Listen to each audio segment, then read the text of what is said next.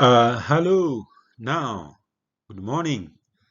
Thank you. We thank God for this day. We thank God for this time.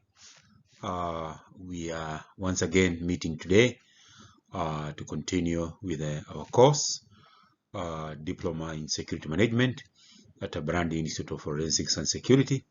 And I am very positive and I'm very sure, I'm very confident that you will develop in the right direction and eventually you'll be able to do a very good work. You'll be proud of yourself for having managed to complete this course. You will be proud of your effort. And I'm also sure that your leaders or your boss and your family and your friends will also be proud of you because you have done something that is very important. You know, most of us, most of the time say, I want to go back to school. I want to develop myself, but we never really do it. We kind of go in cycles, in cycles, in cycles. We get stuck and time goes. And then eventually we are not able to develop at all at all. Then we start blaming others. I am not being promoted. Others just came recently and they are being promoted. No, my boss doesn't consider me. My boss doesn't like me. My work, you see, instead of focusing on developing yourself, we focus on blaming others, which is a very bad habit. But for you, I am proud of you.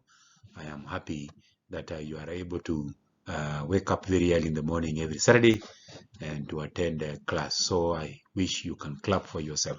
Before we proceed, because now we are going to the higher levels of what we are learning, we have completed with the basics now completely. We are now going into deeper things and what you need to do as a security professional. I want you to be very keen. I want you to focus on what we are now doing. Number one, we have completed introduction to terrorism. We have completed characteristics of terrorism. We have completed physics of terrorism and religion. We have completed types of terrorism. We have completed terrorism strategies, and we have completed terrorism and the law. Now we are moving to response to terrorist threats. And under response to terrorist threats, I will first of all, before we can discuss the response itself, I'll first of all talk about terrorism tactics, the tactics terrorists use. This is very familiar to you, and these are things that are already in your scope or under your fingertips. However, we are going to go through them one by one, and I am confident you will learn something new. Terrorism tactics include shootings, hijackings, kidnappings, bombings, and suicide attacks. Shootings, hijackings, bombings, kidnappings, and suicide attacks. Other tactics are seen more unconventional and have only been used in a few instances. These unconventional tactics are perceived by government officials and experts alike as serious potential threats. What are the 5 elements of terrorism? If we can go back a little bit, elements, we discuss elements in terms of characteristics. There are 5 crucial components of terrorism: an involvement of an act of violence, an audience, the creation of a mood of fear, innocent victims, and political goals or motives. When we say political goals or motives, remember there are also religious goals or motives. So the 5 crucial components, if you are asked as a question in the CAT or in the final paper, what are the 5 crucial components, elements, or characteristics of terrorism, then please speak at length about involvement of act of violence, an audience, the creation of a mood of fear, innocent victims, and the political or religious motives, goals or religious motives. Now, modern terrorism. Modern terrorism has grown in step with the development of innovative weapons and modern means of transportation. Innovations in weapons technology have made lethal weapons smaller and more portable while being more difficult to detect. Detection is a problem.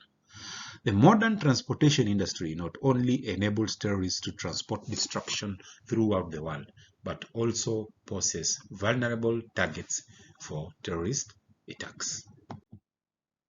Modern terrorism has benefited from the development and spread of modern mass media and electronic communication, which have provided terrorists with useful tools for selling their message and coordinating attacks in various locations. Now, even though, if you look at our course outline, we do not have the topic terrorism and the media, but I will prepare something on the side and we go through it. We touch on terrorism and the media. So I will do this as I will do some few topics as extra topics that I will discuss with. That's why I want us to move very fast.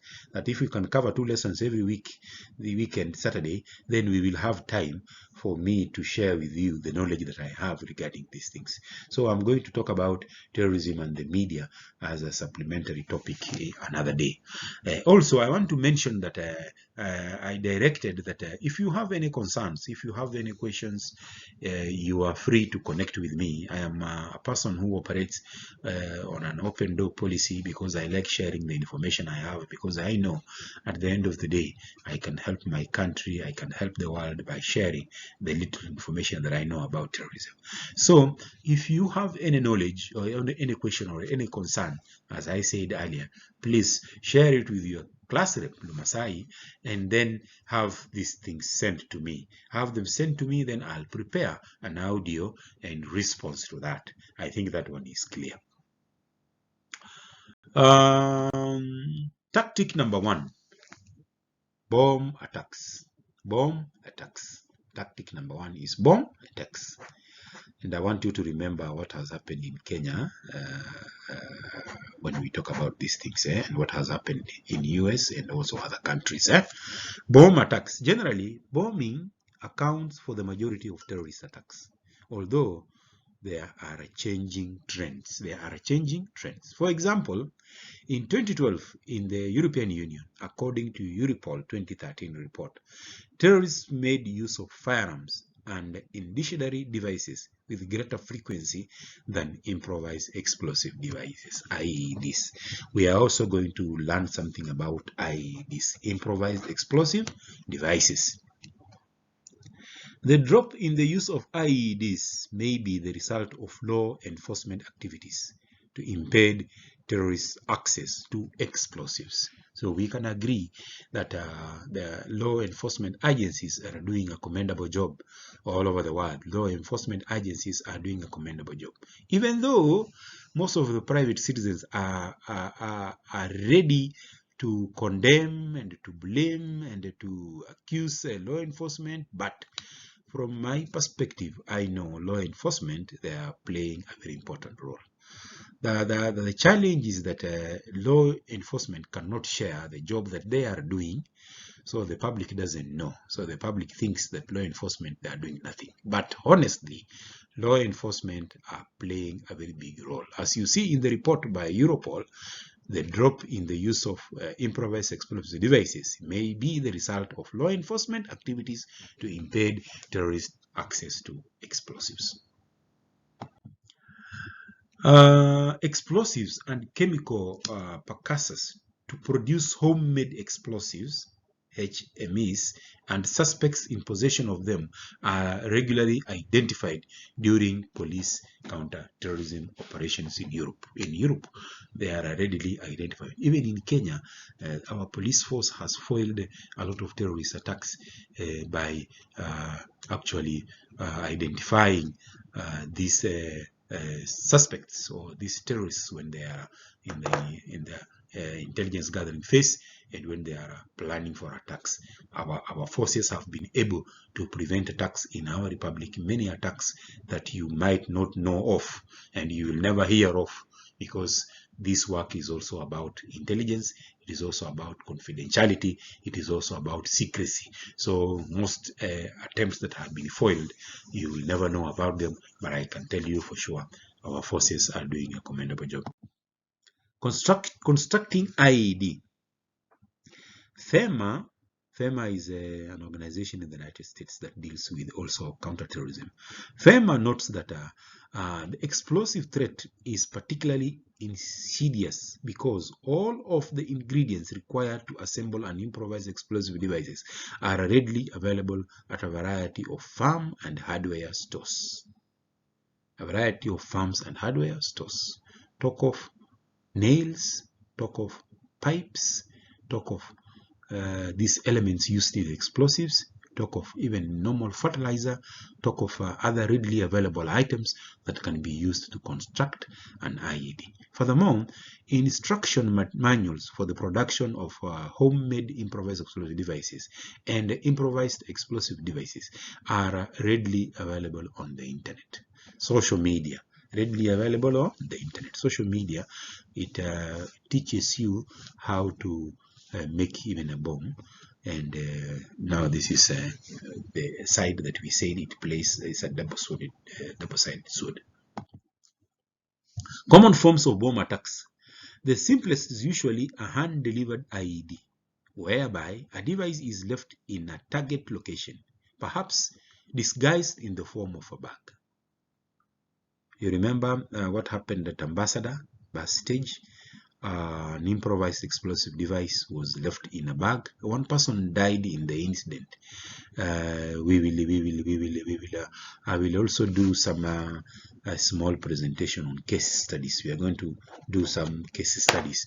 We look at what has happened in our republic and some of the major issues that have happened all over the world. So the simplest is usually a hand-delivered IED, whereby a device is left in a target location, perhaps disguised in the form of a bag. There is little risk to the bomber, as these devices are usually initiated by timer or victim-activated motion switch.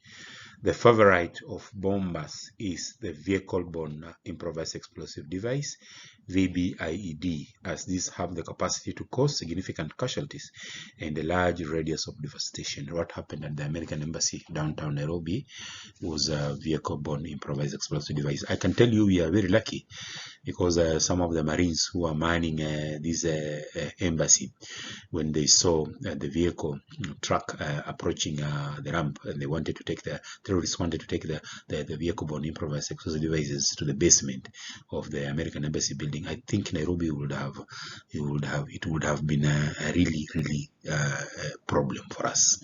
I can tell you it would have been a really big mess if they had managed to drive the truck to the basement. Then I can tell you it would have magnified the power of the bomb, and nearly all of Nairobi would have gone. So we have to say thank you to the Marines, though they passed on in this incident, but they were able to start shooting at the attackers before the attackers could achieve their objective.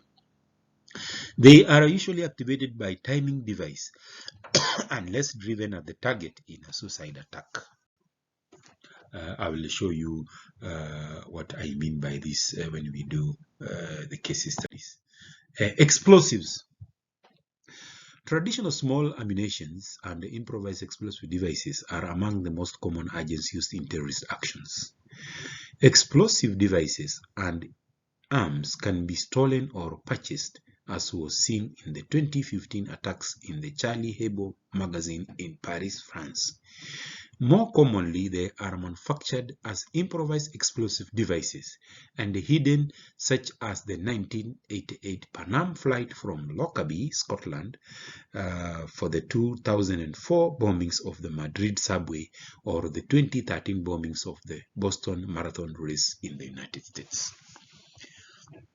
Explosives, And then we see here a type of very huge vehicle-borne improvised explosive device truck. That is why we say in counterterrorism, you have to be very careful with the trucks pickups, especially when they want to drive into your basement. Maybe you are working for a hotel like Hilton, where we have a basement, or you are working for a hotel like Intercontinental, former hotel Intercontinental, where we had, I don't know whether Intercontinental is back again and Grand Regency. I really don't know. And maybe you guys can share with me this. I really don't know. But these hotels had basements, and the basements are very sensitive areas, because if a truck laden with explosives similar to this one is driven into the basement of any building, then I can tell you for sure, and it is detonated, I can tell you for sure that the building will go down completely. And you can imagine an explosion, how it happens. You can see the power, you can see this is now an explosion of a vehicle loaded with explosive devices. This is a photo I took from one of the magazines for training purposes. And then military munitions. In environments where military munitions are readily available, like Somalia, like Iraq, like Afghanistan, like Syria, rockets, grenades, guided projectiles, and mortars are used. Some of this can be improvised. Where a specific person may be the target of terrorists, improvised explosive devices have been placed on vehicles, usually under the seat for assassination, mostly in Middle East. Such devices are usually activated by motion when the vehicle target interferes with the vehicle. Vehicles may also be used as roadside improvised explosive devices designed to destroy specific passing vehicles. There are various means of initiation, including remote control and victim-activated systems. Vehicles. My friends, security experts, security professionals, be careful with vehicles. Be very careful with vehicles. Wherever you work, whatever you do, be careful with the vehicles. If you see vehicles that you cannot possibly identify them, parked along your perimeter, then take note. If you see vehicles in your parkings that look strange, cannot be trucks, pickups that look out of place, be very careful. Vehicles are very sensitive. Suicide bomb attacks have become attractive to terrorists and give greater visibility to their campaigns. The recent history of suicide attacks can be traced back to the Lebanese civil war of the 1980s, and the concept was extensively honed by the Tamil Tigers of Sri Lanka. It is in recent years, however, that suicide attacks have seen their greatest growth. According to Kazai, 2007, of 700 recorded suicide bomb attacks in history, over 70% have taken place since 2001. So you can see the level and the category of suicide attacks are growing from 2001. Now we have more suicide attacks. The attraction of bomb attacks. Terrorists are drawn to bomb attacks in general for the following reasons. The imprecision over who is killed, injured, and who survives. This adds to the terror element. Killed, injured, or who survives adds to the terror element. Highly publicity value, creating disproportionate public attention. Terrorists also, they want attention, so that everybody, fear goes into people, so that they send the message. So highly publicly value, creating disproportionate public attention. The relatively larger amount of physical damage than from an armed assault. Using a bomb, definitely it will cause greater physical damage. It will kill quite a large number of people. Many people will be injured, and the attention will be very high, and this is what the terrorists want. Devastation, which remains for many weeks and sometimes months after the attack. I told you earlier, I was one of the first responders to the Westgate attack. I had just completed a course at the American Embassy when I was the security manager at Tribe Hotel. I had just completed a course with the US Embassy in preventing attacks on soft targets. And then in 2013, there was now the attack at the Westgate. And I was near that area. I was driving to Village Market with my former wife and her friend. So I was driving her friend's car. So I was the one who was driving. So I stopped the car by the roadside when I received a message from my phone that because we had created a group that we have an attack at Westgate. We are under attack. So I stopped the car, moved out of the car and went straight to the Westgate. And it was just at the beginning of the attack. And I can tell you it was a very tense moment. It was a very difficult moment. And what I witnessed was, in a sense, greater than the things that I witnessed when I was in the armed forces. I witnessed a lot of devastation, a lot of death, a lot of blood. I assisted a lot in removing people who had been shot, people who had been injured. Together, we were working in partnership with other guys from the Red Cross, other guys from the General Service Unit, and other civilians also who are also armed. We did a lot of work at Westgate, and I can say it stayed with me for weeks. After the attack, I had to go for counseling because I would sleep in my house, but in the middle of the night, I would hear gunshots and I would hear like somebody is broadcasting a football match. I was not in good condition. After 2 weeks, I had to go for counseling, and at least I got a little better. Anyway, it was something that it is difficult to witness. So always be on standby, that if something occurs and you are a security professional, you have a responsibility. You have a responsibility first to save yourself, and second, to try and save people who are closest to you. Save yourself and then try and save people who are closest to you. Bombs also have the ability to inflict serious damage or casualties without physically entering a facility. Ability for the attacker to be in a different place when the device detonates. The operational disruption caused by bombs and the effect. The appeal of martyrdom and ultimate self-sacrifice. Downside to terrorists using bombs. Terrorists, again, they don't like bombs. We have seen bombs. They cause a large number of deaths. That's what they want. They cause a devastation. That's what they want. The devastation lasts for weeks. That's what they want. The public knows about it. The broadcast is huge. That's what they want. But then again, terrorists don't like using bombs for these reasons. A key downside is that national agencies have become adept at forensic analysis, and with the aid of intelligence analysis, can often attribute bombs to a specific source with some degree of accuracy. So the use of bombs, it is very easy for intelligence analysis to follow up and actually find out how these bombs were made and who bought them and what happened to these things. If the device fails to detonate, there is likely to be considerable forensic evidence that can be exploited, especially through cross-border cooperation. So if it fails to detonate, it fails to explode, then there's an aspect of a lot of information. We can gather a lot of information from these bombs and follow up and arrest the perpetrators. Factors influencing the effects of explosions. The destructive power of explosives depends on many factors, including the charge weight.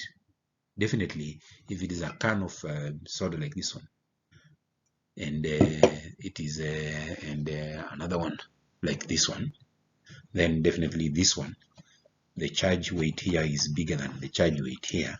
So this one will cause greater damage than compared to this one. And then the quality of explosive. If low explosive, the type of containment, the chemical composition of the explosive, obstacles between the explosive and the target, the extent to which the blast wave is reflected, whether the explosives are high or low explosives. Those are factors influencing effects of explosions. Factors influencing effects of explosions. As a security professional, this information should be on your fingertips. In continue, the orientation of the target in relation to the device. The proximity of the device is standoff in relation to the target. Proximity means how far is the device and the target, the distance. And then if it is near, definitely the damage that will be caused will be huge. If it is far, then the damage that will be caused will not be so huge. It is like firing at a person at close target.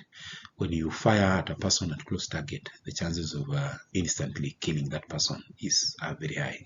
But when you fire at a person who is 400 meters away from you, then the person may survive. That is what we mean by proximity. Then whether the explosive charge is modified, e.g. shaped in any way. If low explosives, the extent to which the device is enhanced with sharpener. It is very difficult to predict with accuracy the effect of an IED on a given target. It is very difficult to predict with accuracy the effects of an IED on a given target. Characteristics of an IED that cause injuries include, we are talking about explosions and the human body. The pressure blast wave and shock from associated with the pressures blast wave and shock front associated with the explosion are often too great for the human body to survive. But note that the pressures quickly dissipate with distance according to cube root scale. Additionally, people will be blown off their feet, causing further injury. You are blown off your feet and you hit a wall or you hit a stationary object and like a vehicle, and that will also cause you further injuries. And then number two, the heat caused by the charge of chemical state in the explosive can reach 4,000 centigrades, inflicting fatal burns. I wish I can share some photos from the 1998 American embassy bombing, but the photos are so traumatizing. But when we do the case studies, maybe I will show you some photos when we do this.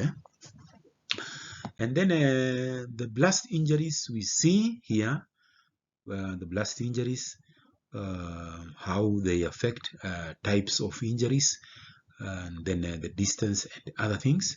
And then also you can also do a research on that, blast injuries, the human body. Just Google blast injuries, the human body, look for a document and you can read it on your own also. There will be primary fragmentation from the components of the device. In a vehicle-borne improvised device, the car can be considered as a casing component, and the secondary fragmentation, debris, glazing, etc. from surrounding structures. Building collapse.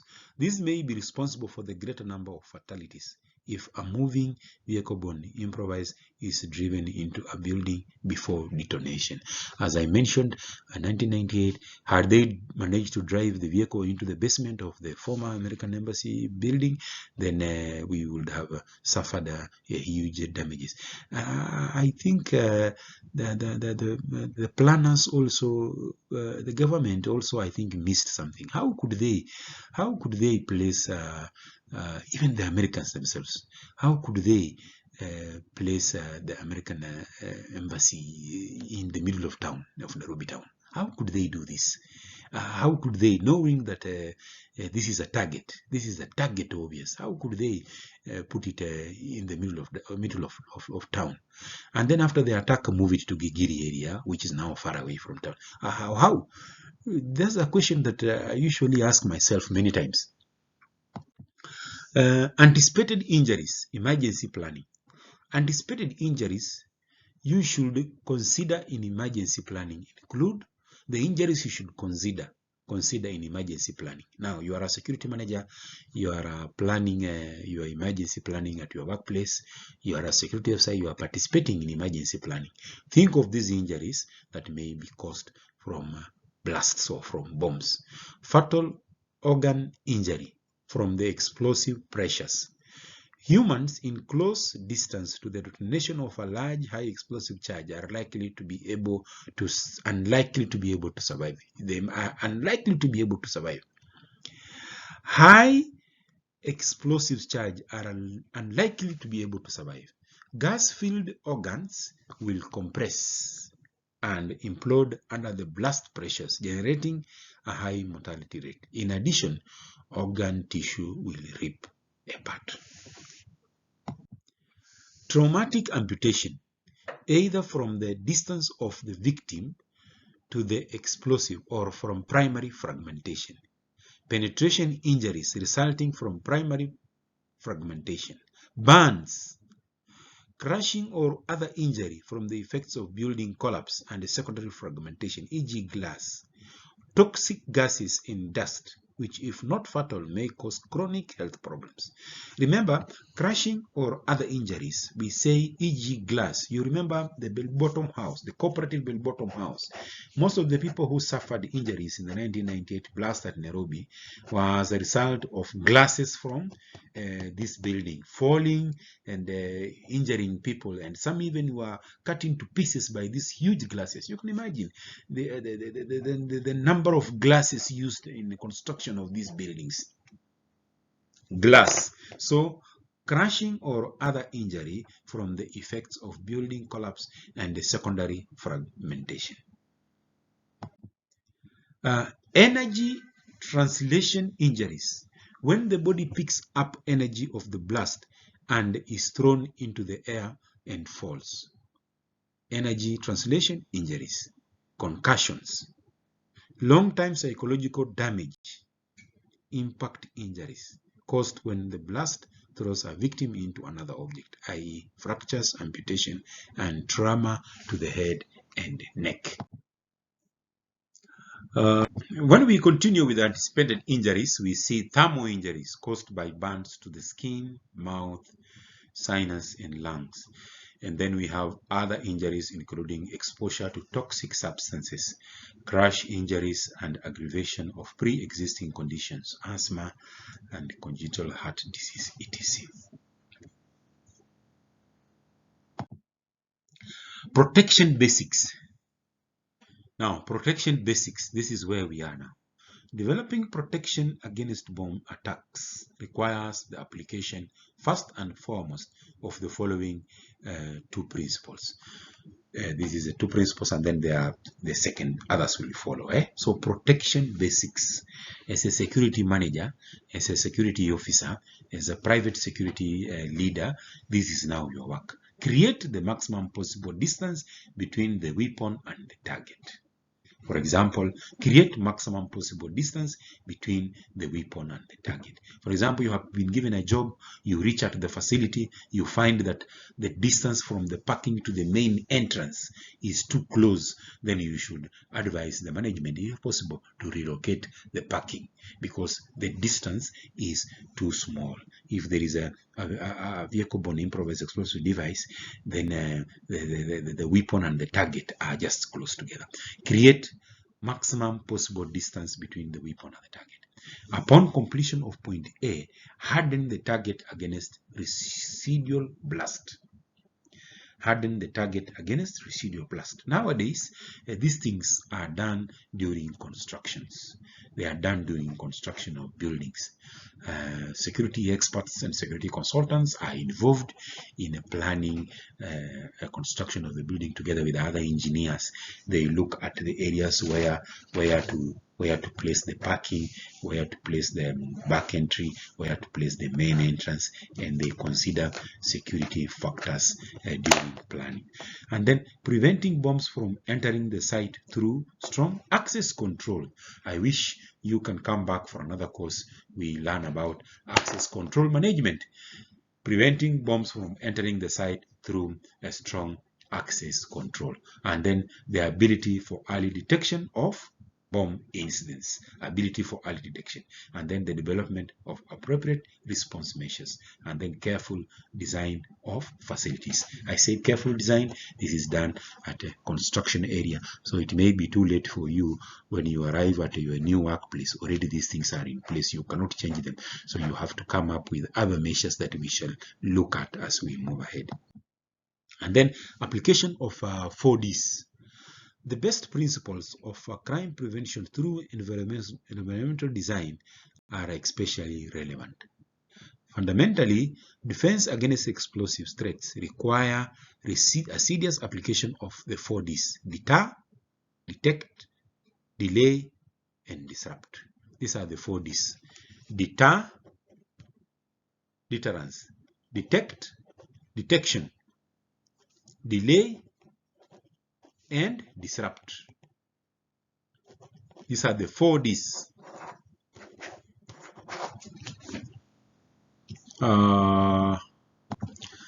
Let me mention a few words here. Deter, deterrence. Deterrence is to prevent, deterrence, prevent. Detection can be achieved either through human security, physical human security, or systems like surveillance systems. Detection, and intrusion detection systems. Delay can be achieved by response, mainly by armed security. Delay. Then disrupt also. Disruption can also be achieved by armed security when they engage the enemy and they disrupt their plans and foil their plans. You can also disrupt you as a private security officer. For example, if your vehicle wanted to enter your premises and you are at the main gate and you quickly close the gate, you have disrupted the plan for the vehicle to gain access or entry into the premises. You have also achieved the delay. So you have detected, you have deterred, you have detected, you have delayed, and then you have disrupted. We shall again, if we get time, look at closely in more detail at those things. And then number 2, we have finished with bombs and what you need to do. Remember, at the very end of this course, we are going to learn about protection measures, where I will guide you as a security manager or a security expert. What are the protection measures? Those are just in a brief. There is what we call marauding terrorist firearm attacks. Please, marauding terrorist firearm attacks. The Westgate attack and the Dusit D2 attack were as a result of marauding terrorist firearm attacks. Terrorists seeking to bring maximum publicity to their cause by creating a prolonged event may carry out a marauding terrorist firearm attack, MTFA, an armed assault on a facility, killing and taking hostage. It is sometimes referred to as active shooter attack, active shooter situation, active shooter terrorist attack. It is also called marauding terrorist firearm attacks. The emphasis is often less on killing the maximum number of people, but on generating or garnering global media and getting the maximum number of people around the building watching, perhaps for days. You remember Westgate and Dusit. This was marauding terrorist firearm attacks. Keep that one in mind because it is now one of the leading modes of operandi currently by terrorists. A catalyst for global media. Attention is the extent to which foreigners are caught up in the event. The prolonged nature of MTFA attacks is also effective propaganda in inspiring terrorist constituencies and attracting recruits. For example, when we say a catalyst for global media, attention is the extent to which foreigners are caught up in the in the event. As security experts, as security managers, we are employed by different organizations, and these different organizations, they bring together people from foreign countries. So where there are people from foreign countries in your organization, you remember the threat of terrorism is very high, because terrorists want these foreigners. They are looking for the Israelis, the Americans, the British, the France people. They are looking for foreigners. So where there are foreigners in our country, deep inside our country, for example, if you are working at the village market where I used to work at Tribe Hotel, a hotel that brings together people from all nationalities, that is danger itself. The hotel industry, the five-star hotels in Nairobi, danger in itself. They come of the NGOs, non-government organizations. For example, if you're working at the UN complex, that is a danger. If you're working at the US embassy, that is a danger. If you're working at the Belgium, those areas you have to be very careful. The prolonged nature of MTFA attack is also effective propaganda in inspiring terrorist constituencies and attracting recruits. Given the terrorists seek to maximize the psychological impacts of attacks, you can expect the MTFA tactics to continue to be attractive to terrorists with the appropriate resources. They are not going to end now. They will continue. Now, MTFA, there is no shortage of suitable targets.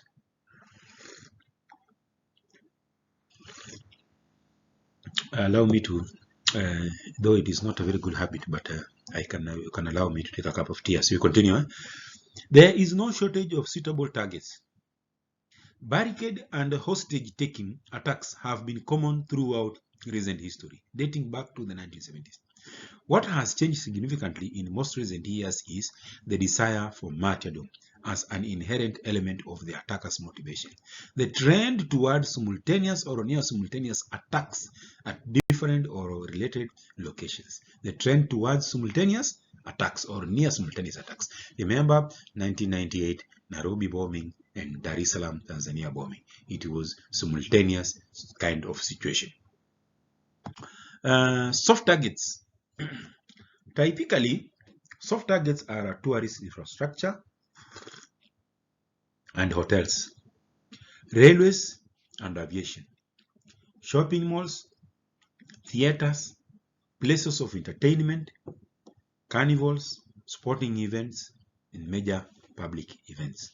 Those who have learned with me previously, we talked about critical national infrastructure facilities. I think we are going to do that again under lesson 11 when we look at protection measures, preventing against critical national infrastructure, CNI. So these are critical, like for example, the Department of Defense headquarters, the office of the President, the Jomo Kenyatta International Airport. These are facilities that have greater importance to the running of the country and the operation of the country. They are called critical national infrastructure facilities. And then warnings and indicators. Marauding terrorist attacks events usually occur with no actionable warning. There is usually no warning. There may be vague intelligence reports indicating an element of planning for an attack of some nature, but they are not usually shared by state intelligence community. I've spoken about that at length. The nature of terrorism targets in general is that the attackers have a vast range from which to select. They have a vast range from which to select. A vast range from which to select. With a trend towards simultaneous or near simultaneous attacks, if you are aware of an MTFA attack in your vicinity, you should evaluate whether you may also become a potential target and consider raising your security alert and operating level. Sometimes we are near, for example, let me just talk about Tribe Hotel because I worked there. It is now next to the UN and next to the American Embassy, Giri area. So this hotel is actually located at a very dangerous place because it may become a second choice for terrorist attacks. Equipment and tactics. Access to weapons is a significant factor determining whether marauding terrorist attack are feasible. Where light weaponry is easily available, terrorists are aware that this can cause more casualties and create greater impact in specific target locations than difficult to manufacture explosives. Like the environment now in our neighboring country in Somalia, it offers a very good ground for people to get access to light weapons and even to explosives.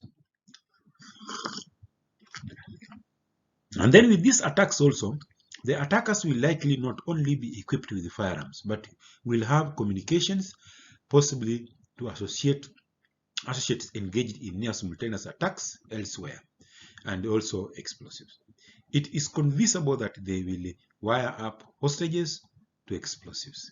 In the 2008 Mumbai event, the attackers left IEDs in taxis as they disembarked, causing diversions and creating the impression of a much wider scale attack.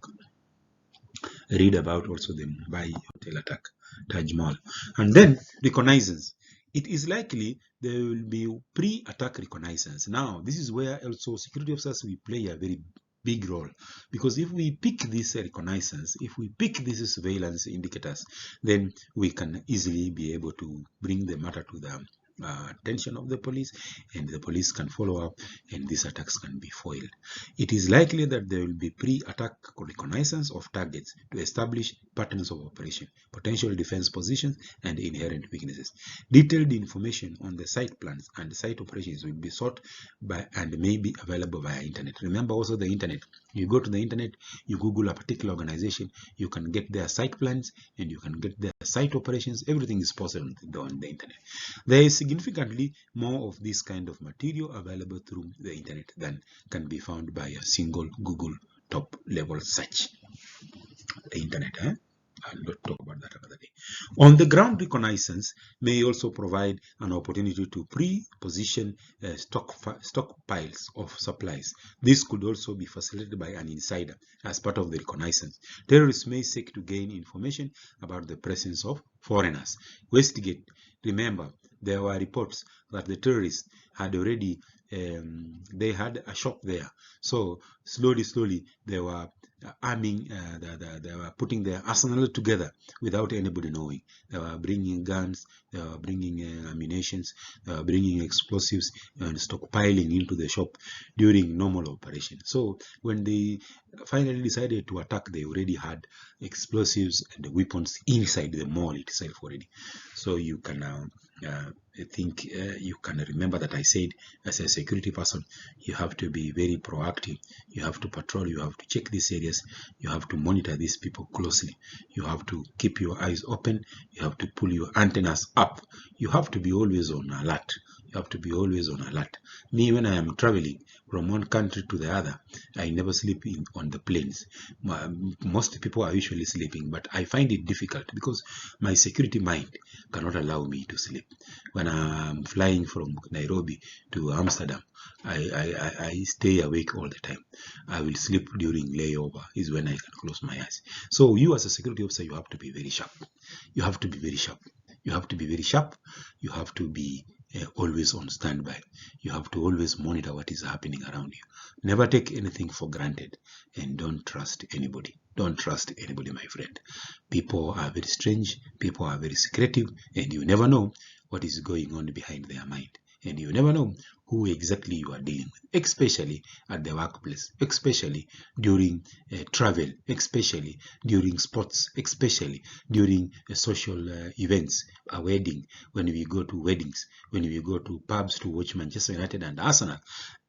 Be very careful and always keep your eyes open as a security professional. Finally, we are going to look at lesson 8, which when we are going to talk about tactics to counter terrorism, we shall talk about CBRN, chemical, biological, radiological, and nuclear terrorism. We shall talk about chemical agents, biological agents, radiological agents, and nuclear agents. And then we shall also talk about postal IEDs will be covered under mail terrorism in lesson, I think it is lesson 10. Postal IEDs will be covered under mail terrorism, I think is in lesson 10. I have been with you for the last almost 50 minutes, and I can for sure tell you 50 minutes talking, presenting is quite hectic. I wish to stop here. I hope you have learned something, and I will prepare a second round of notes and send to you, and also prepare yourself for the cut. I will discuss with Crispin and Fred Dula, and I will submit the cut on time so that when the date comes, you can do it and you can send the feedback to me. They can send the feedback to me.